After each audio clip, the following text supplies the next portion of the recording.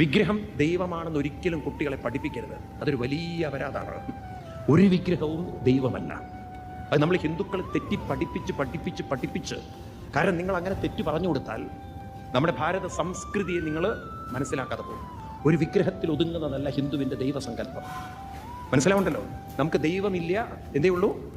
ദൈവീകതയേ ഉള്ളൂ. അത് പറഞ്ഞു കൊടുക്കണം കുട്ടികൾക്ക്. ദൈവമില്ല. അമ്പലങ്ങളിലൊക്കെ പോകുന്നത് ആ വിഗ്രഹം എന്ന് പറയുന്നത് ഒരു ഗുരുസ്ഥാനമാണ്. ആരാണ്?